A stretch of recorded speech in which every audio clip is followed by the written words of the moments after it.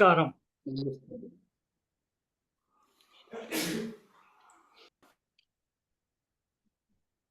திருவண்ணாமலை காணொலி நிகழ்நிலை சபையினருக்கும், சாலை சதீஷ், சாலை சிவக்குமார் மற்றும் என் உரையை பதிவு செய்ய வந்திருக்கும் சாலை ஆனந்த முதலியாருக்கும் என் மனம் கனிந்த நமஸ்காரங்கள். வானவரும் பிரம்மர்களும் நாரணரும் பிறரும் மாதவம் பண்ணாட்சி புரிந்திடும் அணிமாடத்து நடுவே தேனிருக்கும் அழல் மேல் பனி படர்ந்தாற்போல் திருவடி சேர்த்தல்க எனச் செப்பிய அருட்பேரே, எனக்கு இதுதான் போதாதோ, நான் இருக்கும் குடிசையிலே குளவி வழிந்து விளைந்தனையே.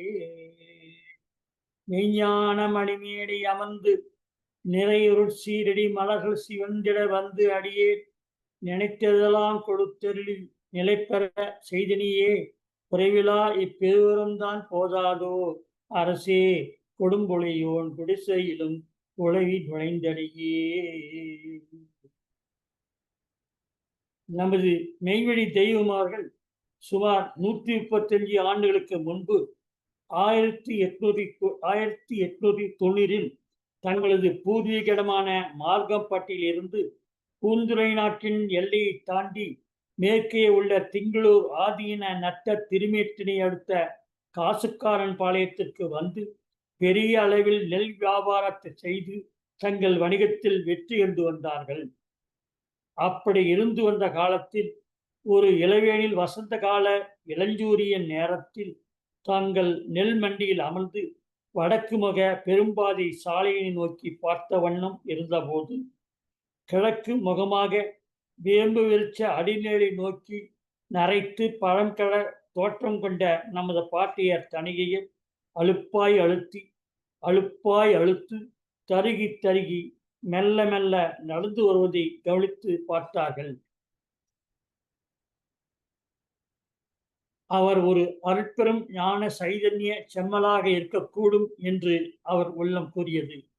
ஞான தேடல் ஆர்வத்தினால் சைதன்ய பிறர்களை கண்டால் அதிக ஆவலுடன் சென்று அவர்களை அழைத்து வந்து உபசரிக்கும் உள்ளம் கொண்டவர் ஆதலால் தாயக தயாநிதி நெறியறிவு குடிவருத தனையறி அழைத்து வந்து அளவலாவும் அரிய வாய்ப்பு 1901 தெய்வங்களுக்கு ஏற்பட்டது.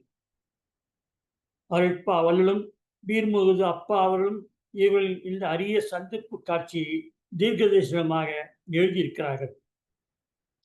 இந்த அரிய சந்திப்பு தெய்வங்களுக்கு நிகழ்ந்து பாட்டையுடன் அளவலாவிய போது பல்லோரிடம் யோகம் என்று பெற்று வந்தது எல்லாம் பொய்யாகி வாதனையே அடைந்திருக்கும் இந்த நிலையில் இவர் எடுத்திருக்கும் சத்திய சுத்த மெய்யமுதம் எவரிடத்தும் இல்லாத அபூர்வமான ஞான பெருநிலை என்று திட்டமாக அவர் உள்ளத்தில் படியவே இந்த பிரம்மபீடம்தான் தமக்கு வாய்க்க வந்த சர்க்குருவான தவமொழியாக இருக்கும் என்று உணர்ந்து காருண்ய பிம்பமாகிய பாட்டேரியின் திருவடி கமலங்களில் விழுந்தெழுந்து தம்மை அவரின் மாணாக்கராக ஏற்றுக்கொள்ளும்படி வேண்டினார்கள்.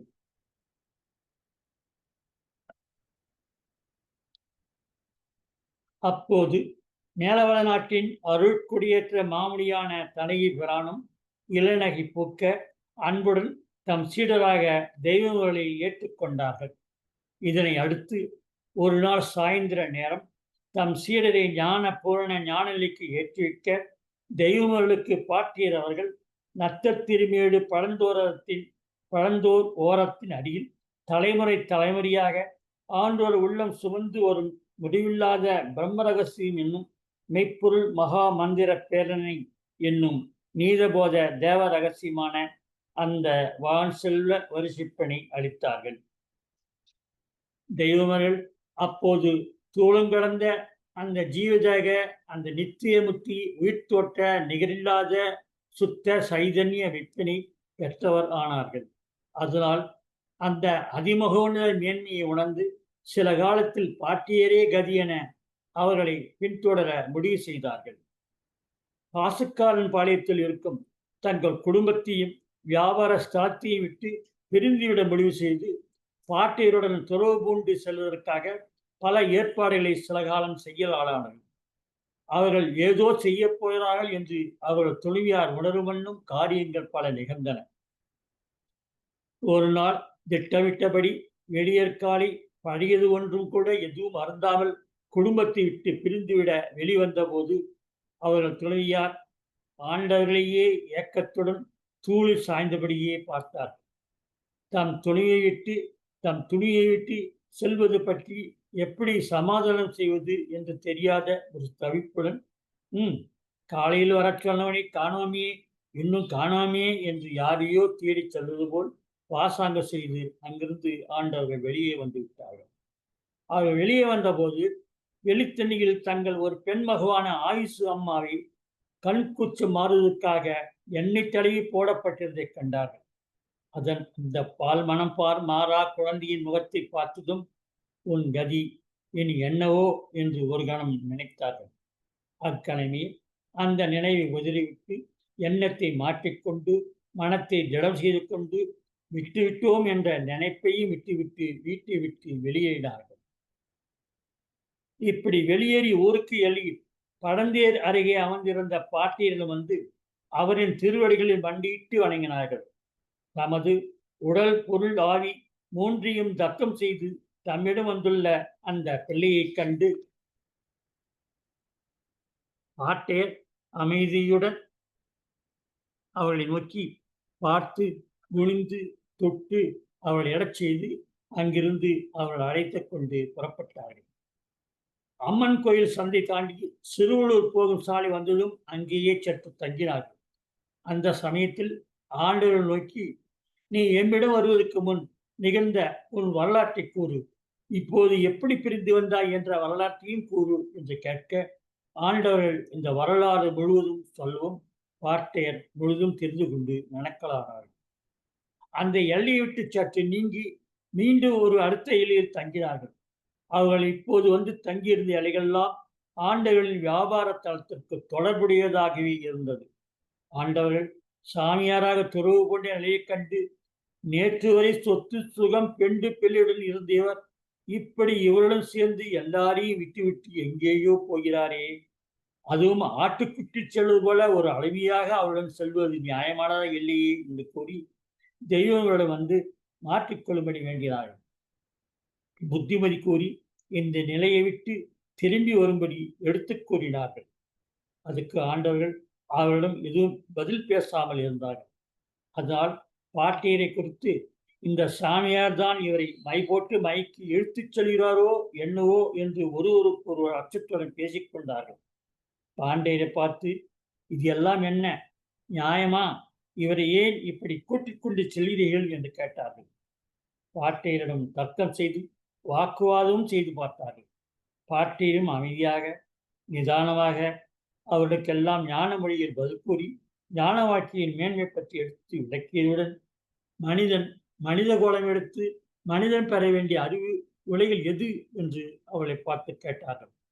இது பற்றி அவளுக்கு எதுவும் பதில் சொல்ல தெரியாது ஆகியால் பாட்டியின் அருள்வாக்களை மதியாமல் பாட்டியரை அவதூறாக பேச ஆரம்பித்தார்கள். இதனைக் கண்டு ஆண்டவர்கள் சேர்ந்து, நீங்கள் யாரும் என் விஷயத்தில் தலையிட வேண்டாம், புத்திமதியும் சொல்ல வேண்டாம், இங்கிருந்து முதலில் போய்விடுங்கள் என்று வந்தவர்களெல்லாம் கோபமாக பேசி திருப்பி அனுப்பிவிட்டார்கள். இது அவிநாசி கீழ் ரத வீதியிலும் சேகூரு மேற்கு முஸ்லிம் தெருவிலும் சின்னப்பள்ளி வாசலிலும் அதன் அழிவிற்கும் குதிரை லாயத்திலும் நிகழ்ந்தது. இதன் பிறகு கொஞ்சம் கொஞ்சமாக அறிமுகமான எல்லா எல்லைகளையும் தங்கி மெல்ல மெல்ல தாண்டி வந்த பிறகு நெடுந்தூரம் தடமெடுத்து நடந்தே கோயம்புத்தூர் வரை வந்து விட்டார்கள். அதன் பிறகு அங்கிருந்து நீங்கி பலவாம் கிராமப்புறம் நகரம் காடு கரடு குண்டு குழி கெவி சாமேடுகள் தாண்டி அடர்ந்த காட்டுப்பகுதிக்கு வந்து விட்டார்கள். ஆண்டவர்கள் அந்த காட்டுப்பகுதியில் தாங்கள் கண்ட அந்த இயற்கை வளம் காட்சியினை பற்றிய அந்த வர்ணனைகளை ஆதி மான்மியத்தில் அகில வளம் பருவத்தில் அற்புதமாக எழுதியுள்ளதை நாம் காண்கிறோம். இப்படி பல ஆண்டு காலம் பாட்டியருடன் அகில வரும் நாளில் பாட்டியர் நத்தத்தேரடில் இவர்களுக்கு அந்த தந்த மகாமந்திர பிரேரணையை பற்றிய தேவ ரகசியங்களை விரிவாக எடுத்து போதித்து வரும்போதுதான் அன்று தமக்கு பாட்டியது உபதேசித்தது மூன்று உலகம் அண்டபிண்ட சராசரங்கள் அனைத்தும் விடியுறச் செய்யும் இதய பிரகாச விஸ்வரூப காட்சியே அது என்று உணர்ந்தார்கள். தெய்வர்கள் பாட்டியின் கூத்துக்குழுங்கும் ஞானதீப தள்ளீர் வாக்குகளை பொழுதெல்லாம் கேட்டுக்கொண்டு வரும்போது ஒரு நாள் ஒரு ஆற்றங்கரையில் தங்கிய ஒரு வசந்த கால நேரத்தில் அவர்களுக்கு கவனரச வேக மின்னிலை போன்ற பெடரிக்கண் திறந்து காரணதேகமான சுத்த சத்த ஜோதி சுரூப திருமேனி அவர்கள் வசம் ஆயிற்று. தெய்வங்கள் பெற்ற அந்த மகா வேற்றினை வாழையடி வாழையென வரும் வேதப்பதியின் தெய்வ ஆதீன பாரம்பரிய சொன்ன திருவரங்க நன்னில பதியில் நிலைத்து தவநிலை ஏற்று வல்லவர்த்தனை இவர்கள் பெற்றுவிட்டார்கள் என்று பாட்டியர் அப்போது அறிந்தவர் ஆனார்கள். ரெட்டியப்பட்டியில் பாட்டியர் ஆங்கியபடி வாடாநெறி மந்திர விதிப்படி ஆடிமைக்கும் தொழிலாபரணத்தை ஓராண்டு அணிந்து அதனை கடந்த அந்த பதிவதன மேறு அழியாத மேலவள நாட்டில் தேனமத பெருங்கருணை பெருங்கடலில் முழுக்க ஆழ்ந்திடும்படி திருப்பரங்குரி சென்று திருப்பரங்குன்றம் செல்லும்படி இதுவரை அவர் இருந்தறியாத ஒரு அருந்தவ கட்டளையை இட்டார்கள். அந்த திருப்பரங்குன்ற மலைக்கு சென்று தொடர்ந்த நீண்ட தியான முகத்தில் திருக்கயிலாய நீர்விகார மௌனக்கம்பத்து அடிவாரத்தில் நிலையாசிரமிட்டு குருதிசை நோக்கி அன்ன ஆகாரமின்றி ஜீவேச ஏற்ற கடும் தவத்தில் வாழ்ந்தார்கள். அதனால் சத்தியமெஞ்ஞான பீடத்தில் ஞான பெருங்கொடை பெருஞ்செல்வ தேவ ஆயுத சர்வ சன்னதங்களையும் தங்கள் திருக்கரத்தில் கைவரப் பெற்றவர் ஆனார்கள். அதனால் பாட்டியரவர்களும் தெய்வங்களுக்கு தேவலோக ஞானோபதேச திருத்தால் தடங்கதூர் திறந்து தரப்படும் தாகாமணி மந்திரங்களை எல்லாம் எடுத்து உபதேசித்து அருளி வானநாட்டு உத்தரவுபடி மெஞ்ஞான பரம்பரை சிவராஜ மகத்துக்களின் சத்திய பீடத்தின் பிரதம வாரிசாக நியமித்து இறுதி நடுத்தீர்வை நியம நெறி நீதி நடாத்தும் பொறுப்பையும் அவர்களிடம் ஒப்படைத்தார்கள். அது மட்டுமல்லாமல் தேசமெங்கும் சென்று ஜீவேசவையில் மக்களையாக்கும் அந்த அகமிய அரிய செயலுக்கு 1921 தம் உத்தம சித்த அருந்தவ மகனை அனுப்பி வைத்தார்கள். இந்த அருஞ்செயல் விரிப்பை அந்த ஜீவேச பிரம்ம விதியின் பிரகாச தேவ அருள் ரதத்தை எப்படி நடத்துவதோ என்று தேவர்கள் அச்சமுற்றாலும் தம் குருதேவ வான்பதி அரசரை அருட்பெரும் கட்டளையை சிறைமேந்தியற்று அங்கிருந்து விரிவுவனம் எங்கும் பிரச்சாரம் செய்ய வந்தார்கள். பாட்டியரின் கட்டளையை நிறைவேற்ற பூர்வீகத்தில் தமக்கு அறிவுமே இல்லாத ஊர்களில் மட்டுமே தங்கள் மெய்விழி பிரச்சாரத்தை ஆரம்பிக்க முடிவு செய்தார்கள். மதுரையை மையமாக வைத்து முதலில் அந்த வெளிப்போட்டலில் உள்ள சாமியார்களிடம் ஞானம் பேசிய போது அங்கிருந்த அனைவரும் பிழப்பிற்காக சாமியார் போல் பொய் வேடமிட்டும் வேடமிடும் பித்தலாட்டக்காரர்கள் என்று அறிந்து அகன்று வந்துவிட்டார்கள். பாட்டியரின் உத்தரவுபடி நிரந்தரமாக மெய்ஞான நீதி பிரம்ம ஞான சபை ஒன்றை ஓர் எல்லில் நிரந்தரமாக அமைக்க வால்மீகி முனிவரின் சமாதி ஸ்தலம் உள்ள சால்மல்குளம் எனும் சீதளப்பைகி வளநாடான திருப்பத்தூருக்கு வந்தார்கள். திருப்பத்தூர் 63 மடத்திலும் கோட்டை சோர் அருகிலும் வைரவன் கோயிலிலும் மக்களிடையே வான் செல்வ செந்நெறி அருள் வர்ஷிப்பு பிரசங்கத்தை செய்தார்கள். அங்கு கோயில், கடை, வீதி, மடம், சத்திரம், ஆசிரமம் போன்ற இடங்களில் எல்லாம் சென்று மெய்நெறியில் மக்களை சேர்க்க அனைவரையும் கூவி கூவி அழைத்து ஜீவேச வாழ்வாகிய சிரஞ்சீவி நீதிமையை எடுத்துரைத்தார்கள். அவ்வூரில் நெல் விரிக்கும் ஊர் பொட்டலில் நின்று நெல் வண்டியில் ஏறி நின்று சித்தற்பாட்டுக்கள் பாடி பிரசங்கம் செய்வார்கள். கரூரார் பூஜா விதியான ஆதி அந்தம் வாழையவள் இருந்த வீடு ஆச்சரியம் மெத்த அதுதான் பாரு இது போன்ற பல ஞான சித்தர்களை பாடல்களை கனகனென்று உரத்த குரலில் பாடியவாறு மக்களை கூவி அழைப்பார்களாம். அத்தாளை அறியாத பூஜை என்ன பூஜை என்ற சித்தர் பாசுரத்தை அவளின் வெண்கல துணியில் பாடுவதை கேட்க நெருங்க முடியாத அளவு ஏகமான ஜனம் அப்போது திரண்டு வருமா. அந்த பிரச்சாரத்தினை கேட்க பள்ளிக்கூட வாத்தியார்கள், வியாபாரிகள், வைத்தியர்கள், குருக்கள், வித்வான்கள், சிவயோக சாதனையாளர்கள் போன்றோர் ஆர்வத்துடன் வந்து நின்று கேட்பார்களாம். ஆண்டவர்கள் பேசுவதையும் பாடுவதையும் அவர்களின் அருத்தொடர் வாக்கால் பெறப்படும் விஞ்ஞான செய்தியையும் இன்னதென தெள்ளத் தெளிவாக நிரூபிக்கும் ஞான பிரசங்கத்தையும் எல்லோரும் ஆர்வத்துடன் வந்து கேட்பார்களே தவிர பொதுவாக வேறு ஒரு பயனும் அதிக அளவு இல்லாததாகவே இருந்தது. இப்படி ஓயாது ஒழியாது நாள் முழுவதும் பிரசாரம் செய்து கொடுத்து மாலையில் கலைத்து ஓய்விற்காக அந்த ஊர் பள்ளிவாசலில் வந்து அமர்ந்து அங்கேயே இரவை கழிப்பார்கள். அப்போது அப்படியே அங்கேயே இரவில் தவநிலையில் அமர்ந்து விடுவார்கள். இப்படி இரவில் ஆண்டவர்கள் தவநிலையில் இருப்பதால் விளக்கு போடாமல் அப்படியே இருந்து விடுவார்கள். இது பற்றி அந்த பள்ளிவாசலில் தங்கியிருக்கும் மஸ்தான் ஊர் பிரியவிடம் சென்று இவர் இரவில் விளக்கை அணைத்து விடுகிறார் என்று புகார் செய்தார். அந்த ஊர் முக்கியஸ்தான ஐயாத்துறை அம்பலம் என்பவரின் சகோதரர் ஆண்டவரை பெரியவர் என்று உணர்ந்தவர். அதனால் ஆண்டவர்கள் தவணையில் இருப்பது பற்றி எல்லாருக்கும் தெரிவித்தது மட்டுமில்லாமல் ஆண்டவரை வணங்கி தம் வீட்டுக்கு வந்து தங்கிக் கொள்ளும்படி கேட்டுக்கொண்டார். தொடர்ந்து ஆண்டவரை உபசரித்து தமது இல்லத்திற்கு எதிரில் அவர்கள் தங்குவதற்கு ஒரு கொட்டையையும் கட்டி கொடுத்தார். அந்த இடத்தில் ஆண்டவரை தினமும் பலர் வந்து தரிசித்து வணங்கி சென்றனர். இது தொடர்ந்து பல குடும்பங்கள் ஆண்டவரை வணங்கி வரவேற்று ஆதரித்து வந்தனர். அவற்றில் முதன்மையான குடும்பம் நமது பெரியம்மா பனிமதி நாச்சியாரின் தாயார் உம்சுல் அம்மா குடும்பம் மிக முக்கியமான ஒன்றானதாக இருந்தது. அந்த காலத்தில் ஆண்டவர் தோற்றம் மிகவும் வசீகரமாக இளமையாக இருக்குமா. நேர்வகில் எடுத்து வாரிவிட்ட முடியோடு முகத்தில் கருத்த மிசியுடன் அகண்ட மார்போடு மாமல்லர் போன்று இருப்பார்களாம்.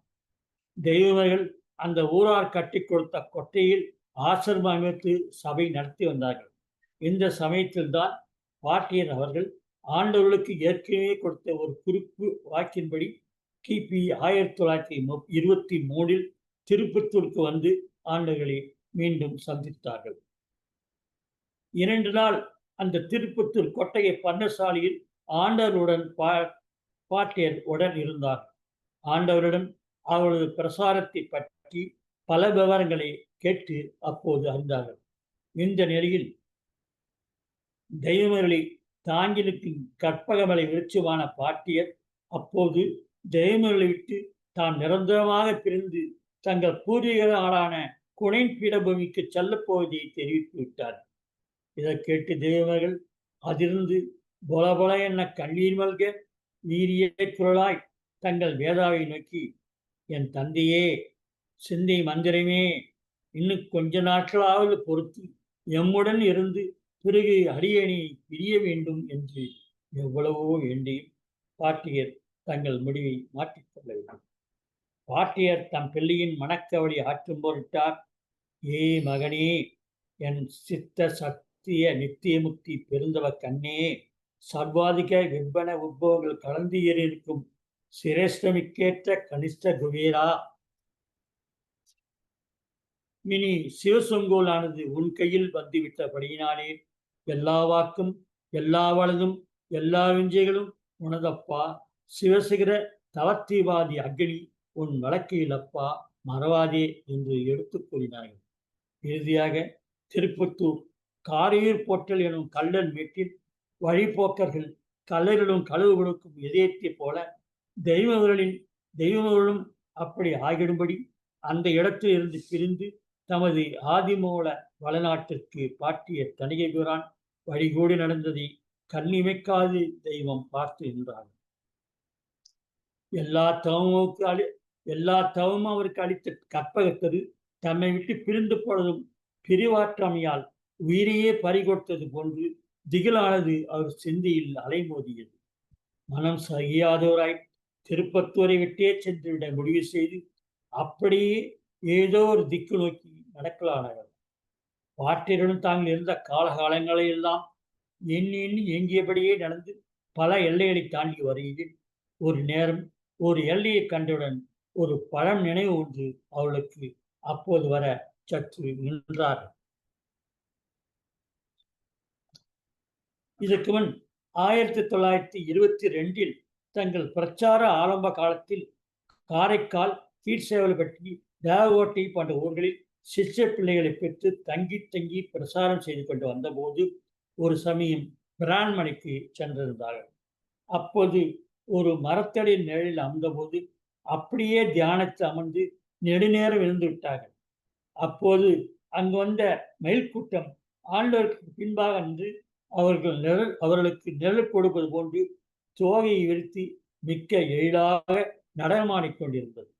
அந்த சமயம் பிரான்மணிக்கு தனது சிஷ்யர்களுடன் கந்தூரி விழாவிற்காக அங்கு வந்த சாமியாரம்மா என்ற ஒரு மாதரிசி இந்த அற்புத காட்சியை கண்டதில்லாமல் அன்ன ஆகாரமின்றி ஆண்டவர்கள் நெடுநேரும் அதே இடத்தில் தவக்குளத்தில் இருந்து வருவதை பார்த்தார்.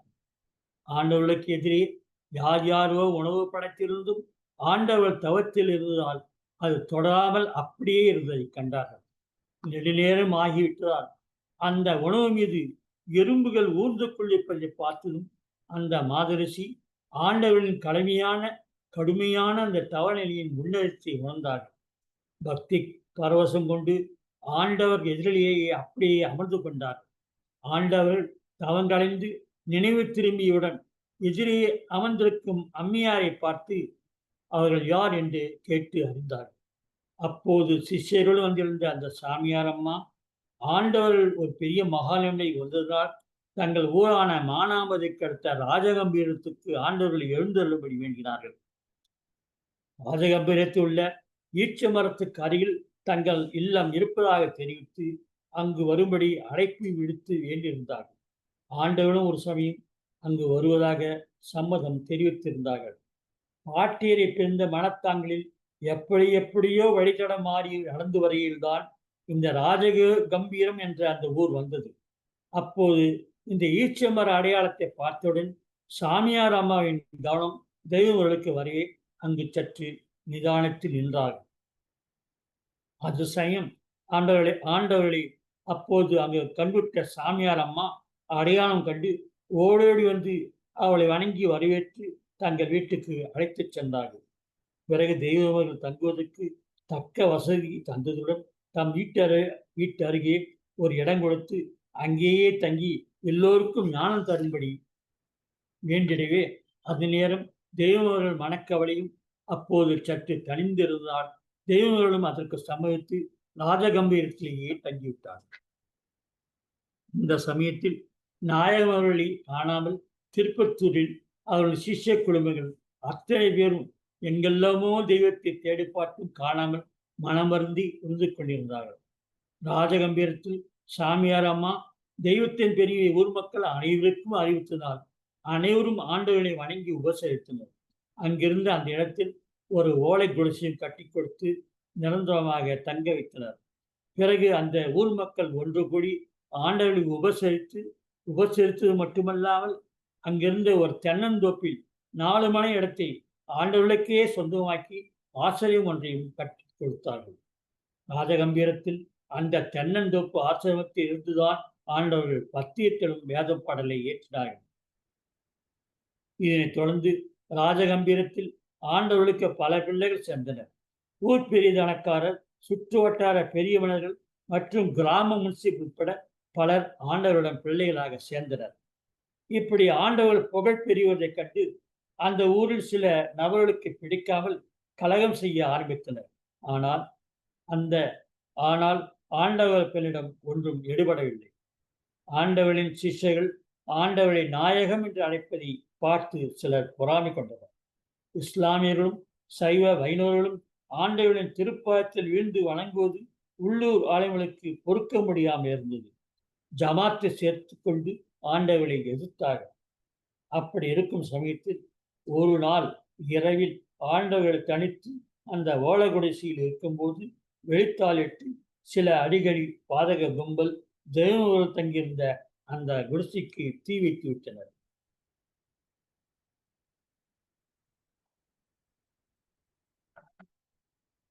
ஆண்டவர் பால் விளையாட்டில் மிக்க பயிற்சியுடையவர்களால் குடிசை தீப்பற்றி விட்டது என்று தெரிந்து ஒரு நீண்ட கம்பு உதவியுடன் கீழிருந்து மேலே உயர எகிறி மேலே கூரைக்கு மேல் பாய்ந்து பக்கத்தில் இருந்த முள் புதல் காட்டில் தொப்பென விழுந்து எழுந்து வெளியேறி தப்பினார்கள்.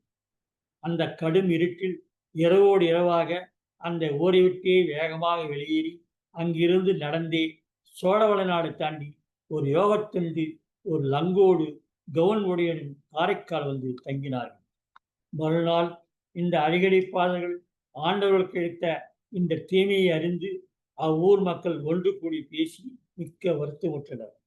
காரைக்கால் அருகில் ஆண்டவர் தங்கியிருப்பதை அறிந்து ஊர் நாட்டாண்மையும் சுல்தானும் மற்றும் மக்களும் ஒன்று திரண்டு ஆண்டவரை தேடி வந்து மன்னிப்பு கேட்டார்கள். ஆண்டவர் அவளை மன்னித்து அருளை வழங்கி இந்த நிகழ்ச்சியை தாம் மறப்பதாக கூறினார்கள். இதனால் மகிழ்வுற்ற ஊர் ஜனங்கள் மீண்டும் ஒன்று திரண்டு வந்து சந்தனகுணம் ஏந்தி வந்து பால் பழம் புஷ்பம் தாம்பாலம் சகிதமாய் திரண்டு வந்து அடைத்து ஆண்டவர்களுக்கு மரியாதை செய்து ஊருக்குள் நிச்சயம் மறுபடியும் வர வேண்டும் என்று கூறினார்கள். இந்த அழைப்பினால் தேவர்கள் சமாதானமாகவே மீண்டும் ராஜகம்பீரத்திற்கு வந்தார்கள். ஆண்டவர் பிரசாரம் அங்கேயே தொடர்ந்தது. ஆண்டவர் பிள்ளைகளாக பலரும் மேலும் மேலும் சேர ஆரம்பித்தனர். குறிப்பாக அந்த ஊர் மிராசுதாரும் ஆண்டவரிடம் சிஷ்ய பிள்ளைகளில் ஒருவரானார். சிஷ்ய பிள்ளைகள் எல்லாம் ஒன்று கூடி இன்னும் ராஜகம்பீர ஆசனத்தை பெரிதாக ஆக்க தீர்மானித்தனர். பனைவரம் வெட்டி வந்து சட்டம் செய்து 10 அடி வாரம் 15 அடி அகலத்தில் ஒரு ஹால் கட்டி சோறு பலைகளால் மச்சி போட்டு கூரை கூடுவரி கொட்டப்பட்டு ராஜகம்பீர ஆசிரமம் நிர்மாணிக்கப்பட்டது. இப்படி ஆசிரமம் கட்டி பூர்த்தியாகி திருக்கண்ணும் கட்டி ஆண்டவர் வீட்டிருந்த அறைக்கு மரக்கதவும் போடப்பட்டது. ஒரு பெரிய சபை கூட்டி அதில் 40 பேருக்கு பிரம்மோபதேசம் தரப்பட்டது. திரள் திரளாக ஆண்டவரை தேடி மேய்வை பிள்ளைகள் அங்கும் வரத் தொடங்கினர்.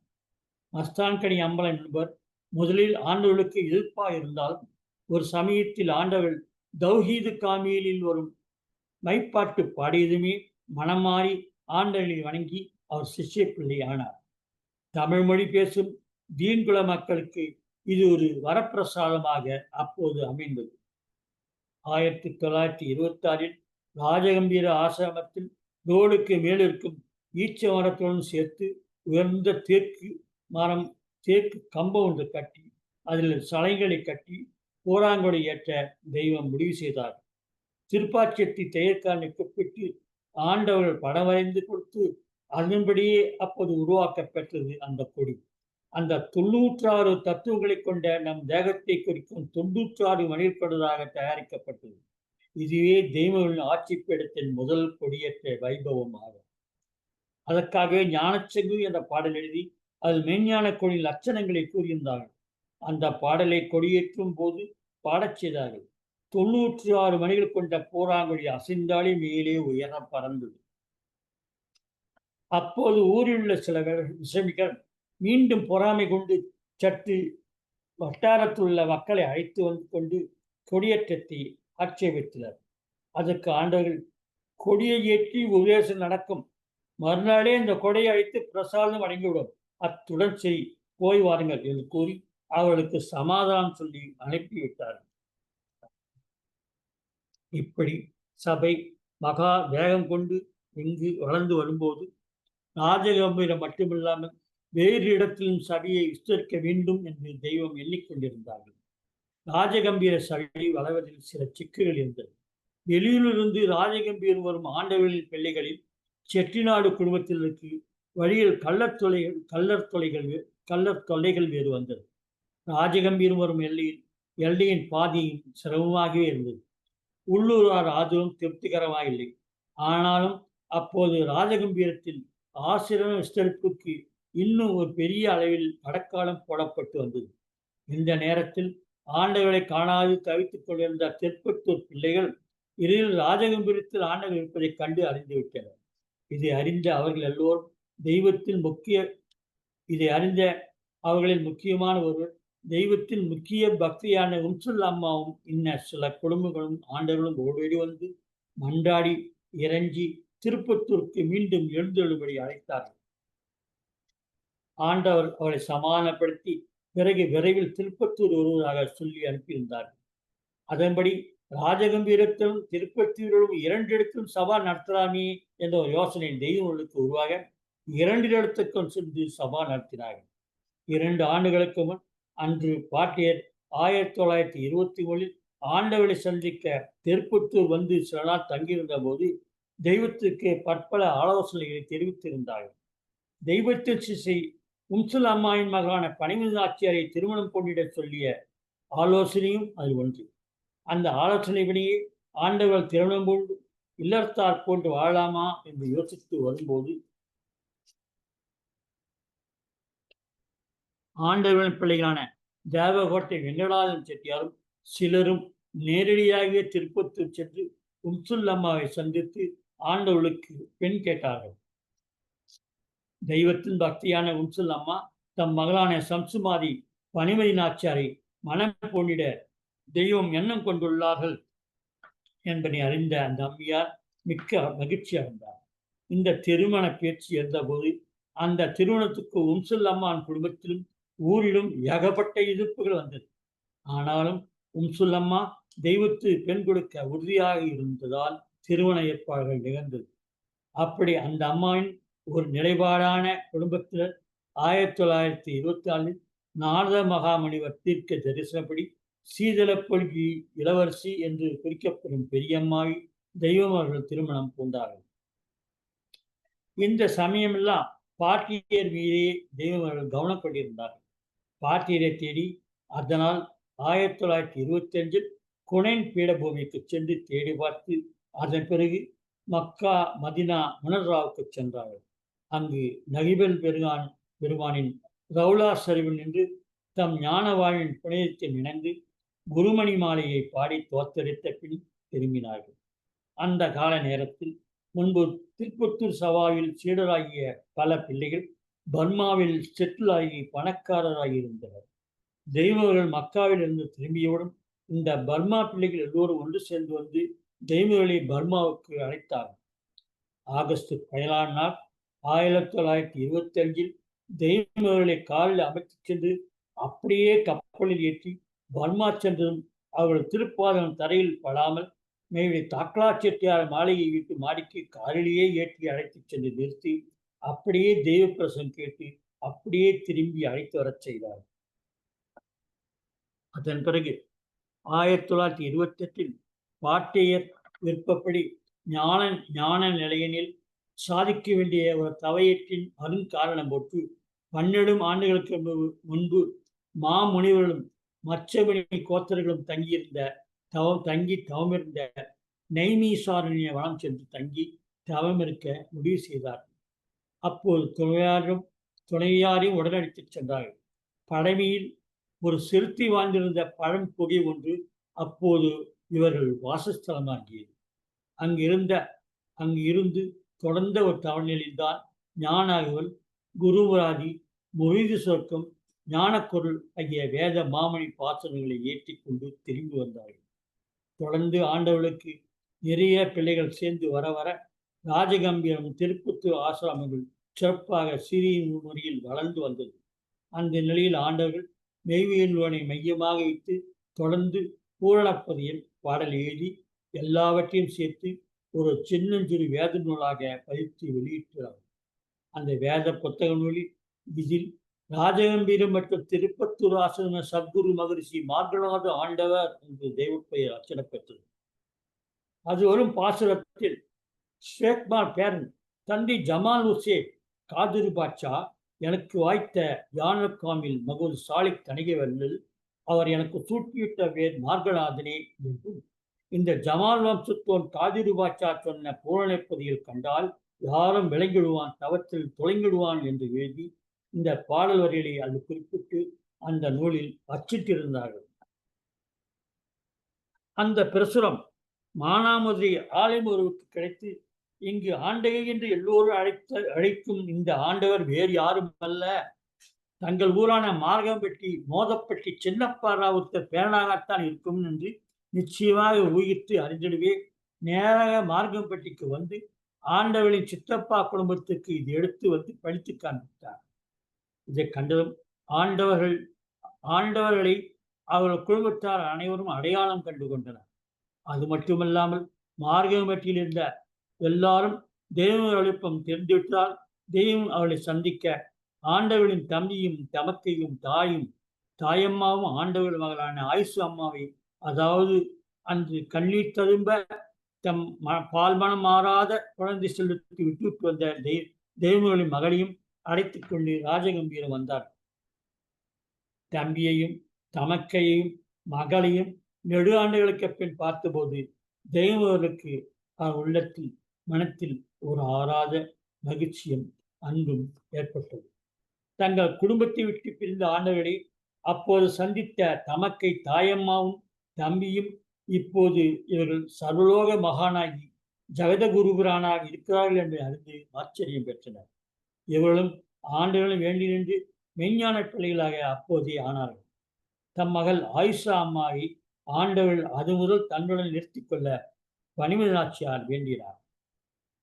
பிற்காலத்தில் தது மைத்துனரும் பெரியம்மாவின் தம்பியுமான பொன்னம்பல அன்றிற்கு தெய்வம் ஆயிஷா அம்மாளை மனம் முடித்து வைத்தார்கள்.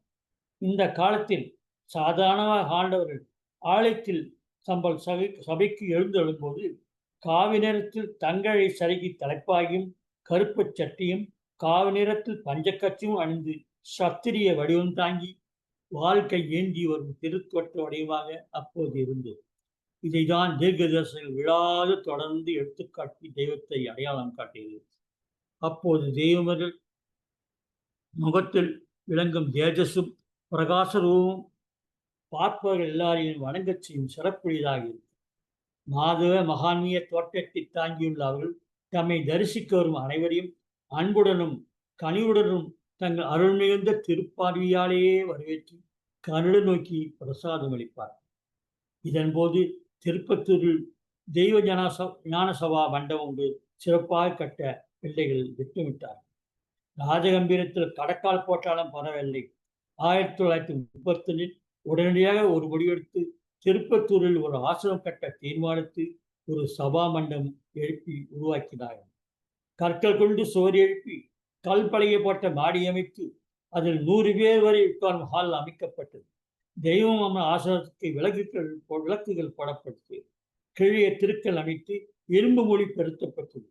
இப்படி திருப்பத்தூர் சபா மண்டபம் சிறப்பாக உருவாகி மட்டுமில்லாமல் சபையில் மக்கள் தொகையும் தொடர்ந்து நிரம்பி வழிய ஆரம்பித்தது. திருப்பத்தூர் ராஜகம்பீரம் ஆசிரமம் இரண்டுமே சிறப்பாக இயங்கும்படி தெய்வம் செய்வித்தார்கள். ஒரே நேரத்தில் 2 இடங்களிலும் அவர்கள் இருப்பார்களாம். ஒரே காலத்தில் 2 இடத்திலும் ஆண்டவரிலிருந்து பிரசங்கம் நடத்தியான ஒரு விந்தையான அதிசயத்தையும் வரலாற்றில் அவர்கள் பிள்ளைகள் தெரிவிக்கின்றார்கள். தொடர்ந்து ஆண்டவர்கள் மெய்நெறியில் தொடர்படியாய் புதியவர்கள் பலரும் அப்போதெல்லாம் புதியவர்கள் பலரும் ஆகி வந்தனர். அப்போதெல்லாம் தெய்வங்கள் காணிக்க கூட யாரிடமும் ஏற்க மாட்டார்களாம். 1930 ராஜகம்பீரம் திருப்பத்தூர் ஆசிரமங்களில் இருக்கும் போதிருந்தே உபதேசம் பெற வந்தவரிடம் காலத்தாலும் சொல்லாலும் செயலாலும் வேறு எவ்வகை நிலையிலும் பிரம்மோபதேச தேவரகத்தை காப்பாற்றுவேன் சத்தியம் சத்தியம் என்று சத்திய பிரமாணம் வாங்கியே சத்தியம் எனக்கு ஏற்றினார்.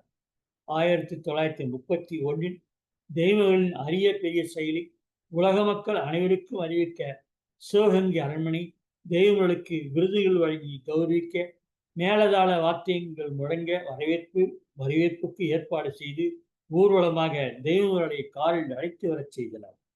திருப்பத்தூர் ஆசிரமம் வந்திலிருந்து தெய்வங்கள் புகழ் நாளுக்கு நாள் வளர்ந்து மேலோங்கியது.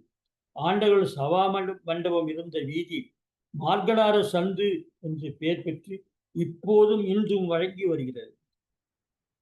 சபா மண்டபத்தில் நாள்தோறும் ஆசிரமத்தில் அமர்ந்து ஆண்டவர்கள் பிள்ளைகளுக்கு அருள்மாறி ஞானமழை பொழிவார்கள். ஒவ்வொரு நாளும் இதனை பிள்ளைகள் கேட்டு கேட்டு ஆனந்திப்பது அவ்வளவு ஆனந்தமாக இருக்குமா? இதைத்தான் தெய்வ மான்மியத்தில் அமரரும் அதிசயம் அதிசயம் என்று ஆரவாரித்து புஷ்பமாரி பொழிய புஷ்பபதிலில் தேன்மாரி பொழிந்தது போல் என்று இந்த காட்சிகள் வர்ணிக்கப்படுகிறது. அன்று பல்லோரும் வந்து ஆண்டவர்களும் மெய்ஞானம் பெற்று ஆண்டவர்களை ஒரு ஜெகதகுரு என்று கண்டறிந்தார்கள்.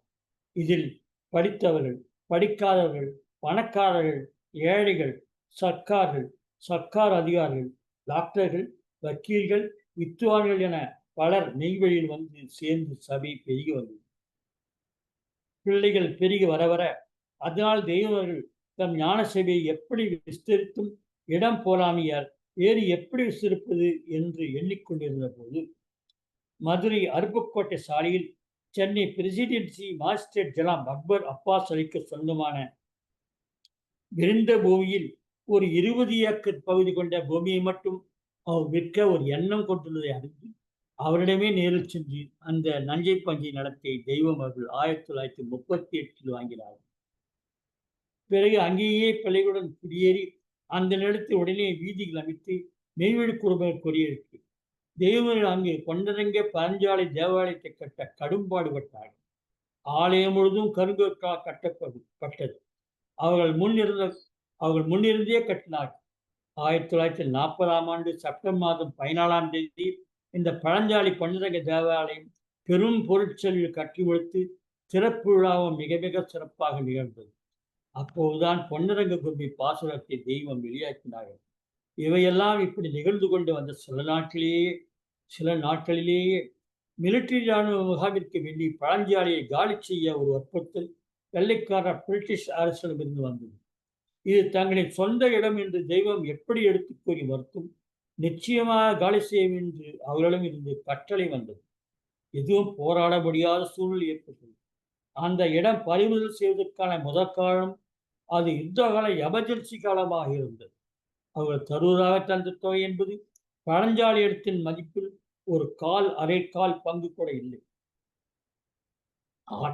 ஆலய கட்டிட செலவே ஏராளமாக இருந்தது. வேறு வழியின்றி சரி என்று இந்த தொகையை பெற்றுக்கொண்டு வெளிவர தெய்வம் முடிவு செய்தார்கள். அதனால் பல பிரச்சனைகள் தெய்வங்களுக்கு எதிர்கொள்ள வேண்டியதாக கலங்காமல் மன உறுதியுடன் மனச்சுமையுடன் 1942ஆம் ஆண்டு அக்டோபர் 12ஆம் நாள் பதியிழந்து தம் பிள்ளைகளுடன் வெளிவந்த நிலை ஏற்பட்டது.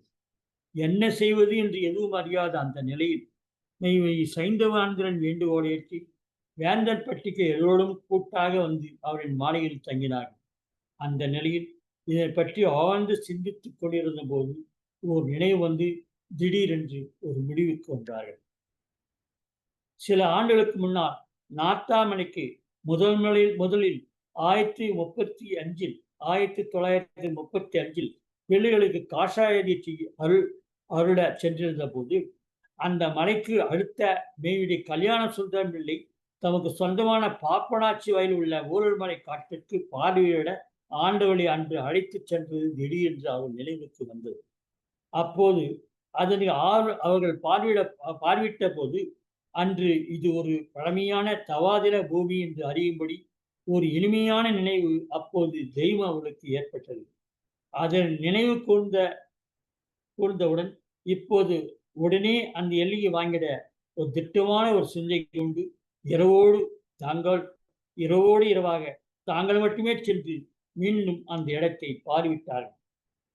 விஸ்தீரணம் 35 ஏக்கர் கொண்ட அந்த இடத்தை சுற்றிலும் முள்புதர் மலை காடு இடையிடையே ஏராளமான புறம் சார்ந்த தரிசு பகுதியில் ஒரு கண்மாய் 2 ஏரிகள் 2 மரங்களும் மரளைச்சார்கள் வழிப்பாதையோ அடையாளம் தெரியவில்லை. ஆண்டவர்களுக்கு அந்த ஊழல் மலைக்காட்டி எப்போதும் தர தயாராக இருப்பதாக அப்போதைய மேவி கல்யாண சுந்தரமணி என்று ஆண்டவர்களும் தெரிவித்திருந்தார். அதை தெய்வங்களுக்கு இப்போதும் தர உறுதியாக இருப்பதாக தெரிவித்தார். தெய்வம் சரி என்று அதையே வாங்கிட முடிவு செய்து எடுத்து வந்த தம் தோல் பேக்கில் இருந்து மொத்தத்தையும் அப்பவே எடுத்து அவர்கள் கொடுத்து விட்டு உடனே கிரணையம் முடிப்பதற்கான மற்ற வேலைகளை செய்ய சொல்லி திரும்பிவிட்டார். நவம்பர் 5 1942ஆம் ஆண்டில் அன்று அந்த ஊழல்மனைக்காடு ஆண்டவர்களுக்கு சொந்தமானது. அன்றைய தினத்திலிருந்தே மேய்வி மக்கள் அந்த காட்டுக்கு வரும் பணிகள் தொடர்ந்தது. முதலில் வழித்தடம் பிடித்து அந்த காட்டுக்குள் தெய்வம் நுழைந்து சென்ற பாதையே இன்றைய வழிப்பாதையாக உள்ளது. இறுதியாக இந்த எல்லைக்குத்தான் தெய்வம் வருவார்கள் என்று வேதபோத நீத புராதன தீர்க்க தரிசன கிரந்தங்கள் தங்கள் தீர்க்க திருஷ்டி கண்கொண்டு அப்படியே எடுத்து கூறி வைத்திருக்கிறது.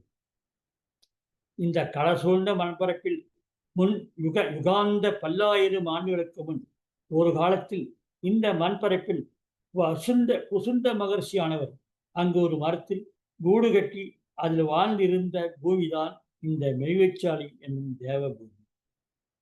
இந்த எல்லை உலகத்தை விழுங்கியிருக்கின்ற எல்லை. இதன் பெயர் மெய்நகரம். இந்த மெய்குருவாரை சந்தித்தால் மறுபுறப்பி எனும் தேவப்பிற்பில் ஆக்கி உற்பத்தி எழுப்புவார்கள். இந்த மெய் எல்லையை அறிந்து அடைந்தவர்கள்தான் இது தெரிகுவார்கள் என்று கவிழ்கோடு கண்ட கவிதா தீர்க்கசம் கூறுகிறார். மாபெரும் திருச்செயலி நீர்ச்சொல் மனம் வீசும் தெய்வீக நிறைவெறி சோபன திருவுரு வரமரு சாலை ஆண்டவர்கள் திருச்சரிதத்தை சொல்லி முடிக்க முடியாத இப்படியான வண்ண வண்ணமாகிய கோடான கோடி அதிகாரண காரிய நிகழ்வுகளை பல ஆண்டுகளாக நடந்த பாரம்பரிய ஜீவ வழிபாட்டு சரிதத்தை இந்த சிறிய நேரத்தில் எப்படி கூறிவிட முடியும்? முத்திப்பேரை தொடரும். நமஸ்காரம்.